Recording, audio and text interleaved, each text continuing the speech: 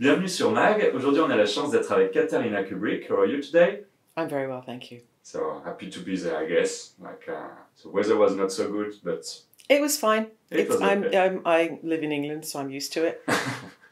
Okay, so today we're going to talk about your work with Kubrick, especially.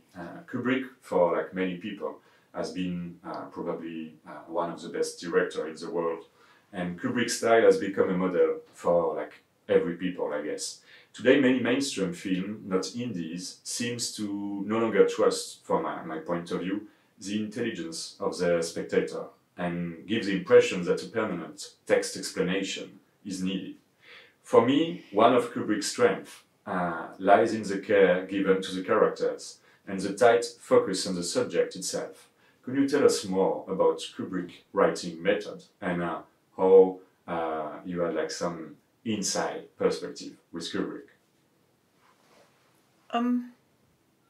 He would adapt books, or he would read a book, fall in love with it, and then write a treatment to then take to the studios for funding. But I think that once the script was written, it wasn't set in stone. It wasn't definitive. So if the actors came up with ideas, he would say, well, let's try that. He was very freeform. He was very experimental, and if people had ideas and he would discuss the role with the actors, they would try something new. And if he had a new idea while they were filming, so there's a documentary called Making the Shining, and you can see him typing new dialogue on the set because he's had a new idea. So he wasn't set in stone, and it was an organic process. It evolved, I think, and because he cast very well, because he trusted his actors and they were very talented, then it was a symbiotic relationship. Yeah, and about like the actors' relationship, we used to say like Kubrick was very demanding with himself, but also with others. And sometimes there are like some stories with, for example, Orange Mechanic scenes with the eyes, which was very demanding in a sense. And would you say like working with Kubrick is like commitment for body and souls in a sense? I think so. I think people who knew Stanley knew that they were in for a serious film, and that he was very serious and that he trusted them. But he didn't ask anybody to work harder than he did. Yeah. So, I mean, he would be shooting all day and then come home and still do 3 or 4 hours work, or on the phone to America, or so he operated on very little sleep, I think. But the multi-takes that he's famous for, sometimes it was because the actor didn't remember their lines. Scatman Crothers famously couldn't remember his lines. In fact, it got so bad that little Danny was mouthing the words to him when they were sitting at the table. Okay. Sometimes the actors were hungover because they'd been drinking all night. And sometimes it was just because, like with Sterling Hayden, he does an interview. He said, I just froze. I just couldn't get my lines out. And the other thing is that Stanley said, you can see in the camera when an actor is remembering their lines, because when you remember something, you kind of, you look up, and if you know your lines so well, like you know your name, then you can act your character, you can be your character. And then he once said to me, we've got fantastic set, fantastic locations, expensive actors, a full crew. The cheapest part of all of this is the film running through the camera. That's the cheapest part. So why not film it? And I think that was his ethos. And actors would say, once you've done the scene a few times, and then it doesn't work, and it does work, and then you got onto a new plane. So I think he let the actors also discover themselves a bit. Mm-hmm. To let some space for some Sure. room for them. Sure. Yeah, for sure. Mm. And you were also talking about financial subjects, and which is something very common in cinema. Like this last year, I had the impression like Hollywood is in a very bad condition. You can notice like Francis Ford Coppola, some other directors like Kevin Costner, who just have to use their own funds to finance their movie. And it's a flop at the end, or nobody watched it in the cinema, not enough people in a sense. Mm. Would you consider like if Kubrick was still here with us, he would have been confronted to the same financial problem we have today? Or is it for you not so different with the past situation? I've actually been talking to quite a few of the directors here at the festival, and I said, you know, how do you get your funding? And they went, oh, it's really difficult, and you have to approach lots of different people. I think Stanley was very fortunate in that he was supported by Warner Brothers. They trusted him, and he was one of their star directors. Also, he was his own producer. Excuse me, and he was very cautious about where the money went, because he said, "Oh, I want to be my own producer because I don't want the producer breathing down my neck, saying, you know, come on, hurry up, we've got 5 minutes left." He didn't want to do that, so he wanted the most precious thing that Stanley had, or the thing that he valued most when he was making a movie, was time. Mm-hmm. So he had. And he was very optimistic. He would say, oh, you know, it's only going to take 10 weeks or 15 weeks or whatever it is. And Leon and Tony, they would laugh, yeah, okay, right. They knew. But he wanted to be quicker. He wanted to be speedier. But I think if you're an artist, if you're working on a painting or a sculpture or a composition or a book or a play, it takes the time it takes. And if you're doing it properly, and if you're doing it with, you know, ticking all the boxes and making sure everything is as perfect as you could get it, because once it's out in the world, it's done. Mm-hmm. And I don't think he was any different from any other artist. But he had a very small crew, also to keep the budget down, and he didn't build sets that he didn't need. He was very careful with Warner Brothers' money. They knew that he was responsible.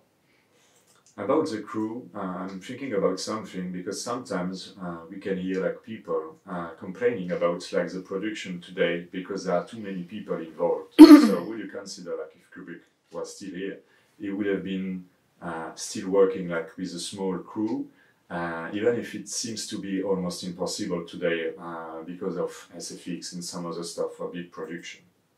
I think the crews now, especially if there's CGI involved, then you have a lot of extra people working on that.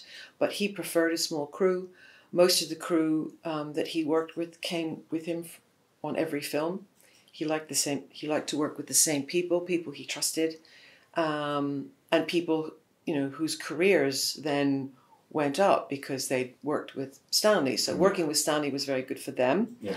And he trusted the people that he worked with.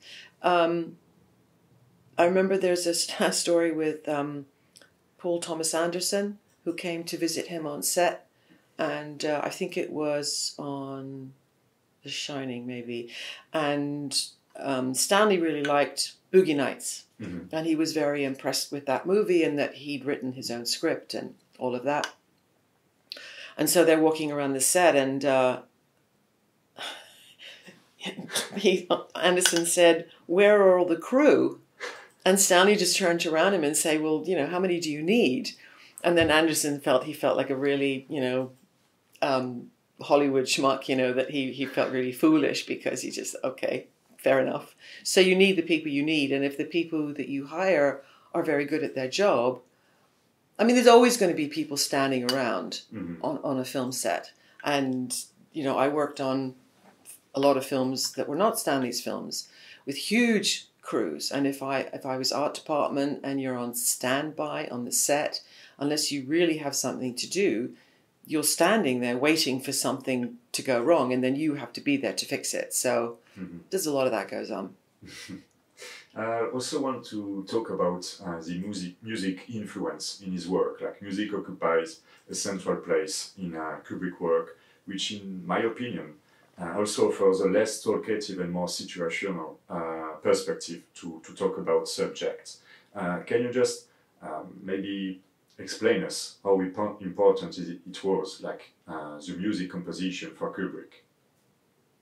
Choosing the music for his movies. Choosing the music, but not only, like the place and the room you will let to the actors to speak and to have like some dialogue without music, and then the music coming. I was especially thinking, for example, like the Clockwork Orange, some moment like the music come and it becomes to be like mesmerizing in a sense. Music was very important, obviously, to Stanley, and he would frequently have music playing when they were shooting, just for atmosphere. He would play music while he was editing to see which music would fit well to his film. And he listened to everything, so he would listen to the music he needed for the film that he was making at the time. So he would listening to much more modern stuff during Clockwork Orange, and obviously on 2001 he was listening to classical music for the spaceships to sort of dance in space, and he himself would oftentimes cut a scene to the music. And there was one scene in Barry Lyndon, I think, when they said it's such a long scene, and he said, well, you can't edit Schubert. So, and people sent him music all the time. He himself was a drummer. He listened to everything. He was a good dancer, actually. And he liked waltzes.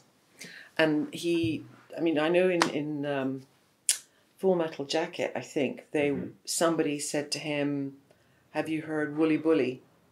And I think it was Leon Vitali who worked with him. Leon was part of the family, and he introduced him to this song, and it was absolutely perfect in tone and in timing and in feeling for that scene, and it was perfect. And he went, yeah, that's good, let's use that. So he was incredibly receptive to people's ideas. I also wanted to talk about the reception of like many of his movies, which probably were more modern, or too modern for this time especially. And Kubrick cinema, especially with The Clockwork Orange and some other, is sometimes reduced to the violence of men, whereas in my opinion it is above all a revealer of the systemic violence and failure of our societies. I'm thinking of Clockwork Orange, Path of Glory, or Full Metal Jacket. Some films shocked the public at the time, which should be the characteristic, for me, of all arts. While today, raw violence is visible daily, like in social network, everything, like wars. We never had the occasion to be so close from what's supposed to be reality and horror, in a sense.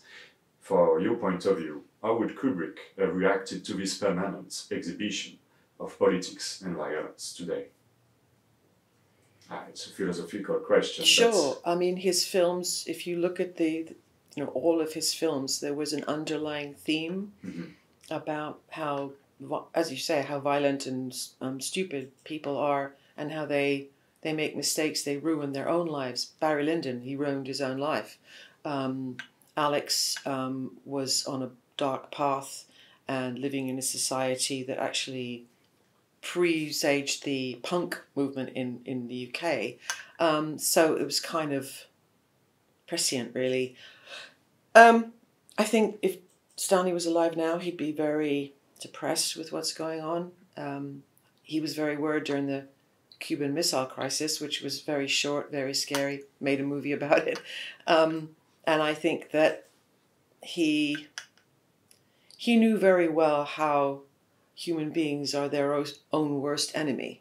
And if you think back to the scene, and the cruelty is the point, but if you look back to the beginning sequence of 2001, the minute that Moonwatcher and his tribe get weapons, they then go and kill the other tribe, and it hasn't changed. No, nothing has changed. Nothing's changed.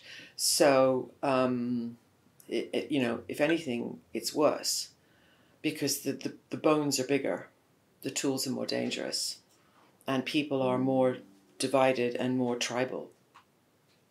Yeah, for sure, and it reminds me something from a philosopher, which name is Günther Anders, which was talking about the Prometheus shift, which means he used like an example of the guy who just was inside the flight which just dropped the bomb on Hiroshima, and this shift is the time between the moment, the exact momentum when you just push this button and the bomb dropped, and the consciousness, which is a little bit delayed, which what you did. And oh my God! Yeah. Yes.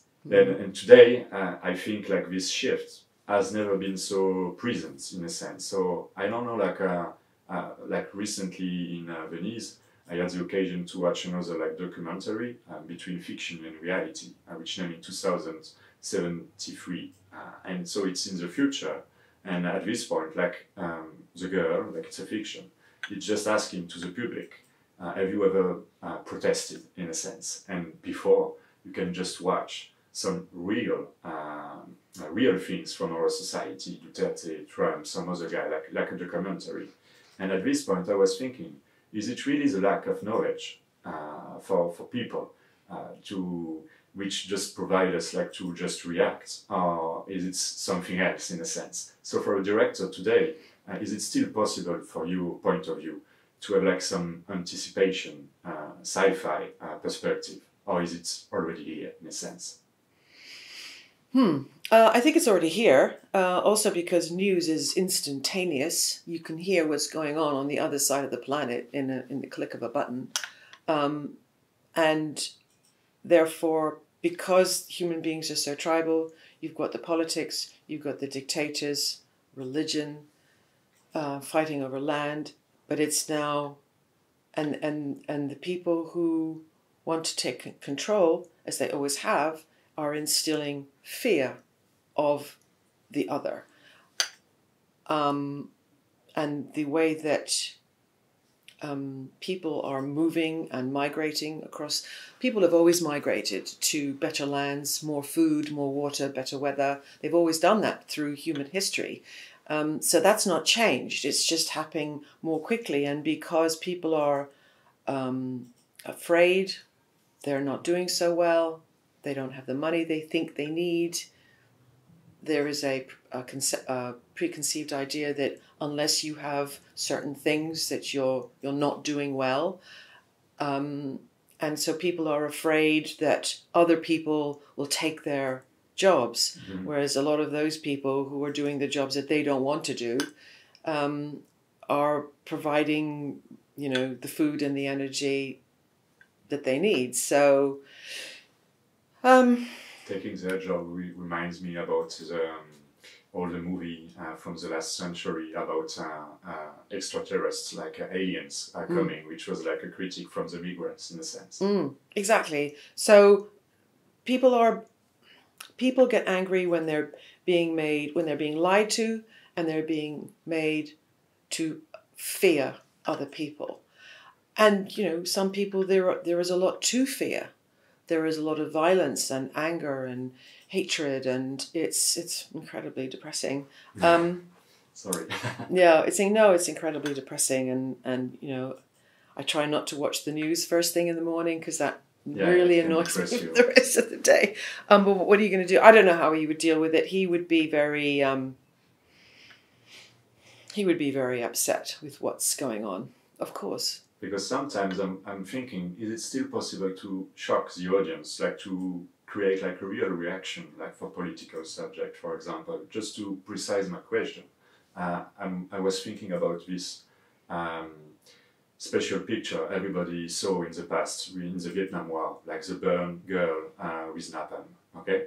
At this point, this picture could change something, and it changed something. But today, we have everything, and nothing's changing. Nothing changed. No. So how do you deal with it as a director to create something like a switch, like something moving? I was watching a film the other day because I'm on the jury and I'm watching lots of movies, and people who like horror movies are, very strange creatures as far as I'm concerned. I don't really like horror movies, but there was a scene where a woman falls from the roof of a building and is impaled on an electric sign. Okay. It's shocking and bloody and so violent. And people were laughing. And I know it was a film, I know it's not real, they know it's not real, but the image was so shocking. And then what was more shocking was that people were laughing. Mm-hmm. And I just couldn't understand it. So maybe I'm the wrong person to watch that kind of movie, but I think that there's a lot of people who are desensitized. But then if you go back to several hundred years, people would go to hangings. Yeah, people would go in the public square to watch the guillotine. So that ability to to watch it, to digest it, and mostly it's thank God that's not me. Mm-hmm. It's like people who watch a car accident on the road, Taking and video. there's a morbid fascination with bad things happening to other people. So, I can't even watch a movie if the dog dies, forget it. I can't do it. Maybe it's also like a way to escape from reality, like to watch all the disease and problem in the world, like cruelty in a movie makes you maybe accept your own situation. I don't know. Well, maybe it makes you grateful that you're not in that movie. And it should be a warning that if you're not careful, this could happen. I love the film Don't Look Up. Did you see that? Yeah, sure. Fantastic. And it was, if you watch any American television or if you watch those chat shows, it was so accurate. It was blistering commentary on how people are so gullible and so led by the loudest person, the shiniest person, the flashiest person, and they think, oh yes, I want that. And actually you don't. You really don't. So I think there's a loss of basic living where, you really, all you want a roof over your head, food to eat, be healthy, and do a job that you enjoy is actually really all you should have, I think. I don't know. I'm very confused about a lot of stuff I see on television, and some of it is really upsetting, and I don't want those images in my head, because once you see it, you can't unsee it. And like when I was a teenager and the Vietnam War was going on, and the television was constantly bombarding us. It was really the first time this has happened, with images of war almost in real time, and it was so shocking. And I just want to reference a play. There used to be a TV series was in the UK called Play for Today. So I was this was in the 60s. So you have a fancy dinner party, and everybody comes sit at a long dinner table, and everybody's dressed up, everything's very fine, and they're chatting. And in the other room, sort of like behind you, there's a television playing. And the guests, one by one, start looking at the television, and they see the napalm girl, they see the man being shot in the head, they see the horrors, and then the camera cuts back to that person, and they are now a charred corpse, steaming. Mm-hmm. And throughout the play, one by one, each person is watching the television, and then the full realization of the horror that's going on reduces them to ash. And in the end, at the end of the play, the only person who's left alive is the hostess, who has her back to the television and she's not seeing it. Mm-hmm. But she's completely ignoring all this horror at her own table. And I think what happens is if you see enough horror, you can't cope with it anymore. You can't deal with it. You can't digest it, because it would burn you up inside to really, really think what is really happening to these people in so many places of the world. And I think in the end, it's a question of mental health they call it, and survival, because, you know, we only have one life, and hopefully that life isn't miserable. But there's a lot of stuff to deal with out there. Sorry, it's a long answer. No, it's okay, but maybe to talk about a less depressive subject. Yes. For me, what would be one of the most memorable scenes in Kubrick cinema is this moment where Danny rides a tricycle, and where the camera places us behind him, and where each turn in a corridor leaves room for the imagination. I will never forget this special moment and the carpet from the overlook. But I wanted to know for you, your perspective, which scene might be the best from Kubrick, the best shot ever in Kubrick cinema? What, all of his movies? All of his movies. Oh, that's a really unfair question. You need to choose, I choose. No. Okay, most scene. Well, I think the most famous one, and the one that everybody talks about, is the jump cut from the bone going up into space, in a Moonwatcher throwing the bone and then turning into a spaceship. That's probably the most iconic scene, wherein it tells all of human history in one frame. Yes. So that's pretty impressive. Yeah. Pretty impressive. Pretty impressive. And I also wanted to talk about his abandoned project. Actually, there were many projects which were abandoned for different kind of reasons. Like all the greatest directors, Kubrick also wanted his own Napoleon, like Abel Gance and Ridley Scott recently. In your opinion, which aborted projects was most important to him? And for you, which would have been the most interesting to achieve today? Stanley spent over 2 years researching Napoleon, and it was a film he really, really wanted to make. And this character, you know, absolutely fascinated him. And I think he was very upset when the studios wouldn't back him. And that was because another film had come out about Napoleon, which did very badly in the box office. And so I think he was most upset about that. But I think a lot of the research that he had done prepared him for Barry Lyndon. So it was an entire waste of time, because he knew a lot of people, he knew where to go for the images, and he could still do a very important subject, important film, wherein the main character, again, like Napoleon, is his own worst enemy and makes fatal mistakes so that for their own demise. Aryan Papers he worked on for a long time. He really wanted to do it, but then Schindler's List came out and sort of beat him to it. But it was a different subject from the film that he was making. But my mother told me that Stanley was getting increasingly depressed and sad and traumatized by all the material he was reading, and she said that she was very happy when he abandoned it, because he literally couldn't emotionally he couldn't support it anymore. Yeah, I also wanted to talk about this, especially as his daughter. Were you talking about the movie when you were together, and how much was it taking place in your life, in a sense, because you're living with, you're just growing with Kubrick, which is one of the biggest directors in the world. His work is taking a huge part of his life, in a sense. Well, he was a family man, and so we were always together. So wherever we were in the world, whether we're New York or London, and he was working on a movie, we were very fortunate that we all went together.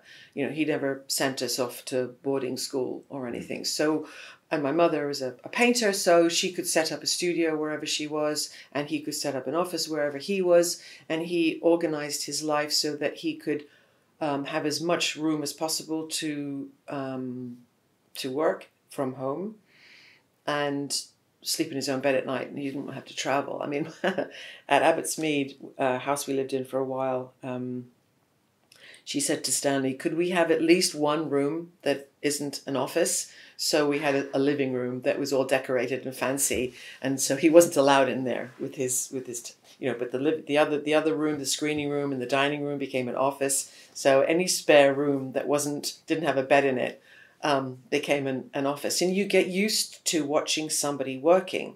I think if you are the child of a writer or an actress or a sculptor or a painter, you see them working, and you see how much time they are dedicated to their work. And I also saw how much work it takes to prepare to make a film.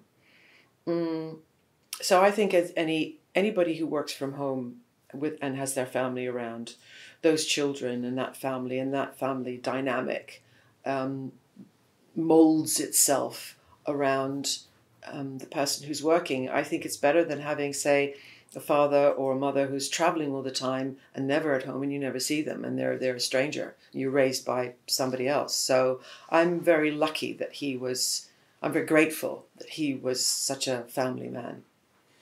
And maybe just to talk about The Shining, maybe it's just a small question, but have you noticed the white paper syndrome, when you just cannot have enough inspiration to write, like Jack Nicholson in The Shining? Mm-hmm. Have you just noticed Kubrick at some point blocked, not able to find a good way to express something when he was thinking about the movie?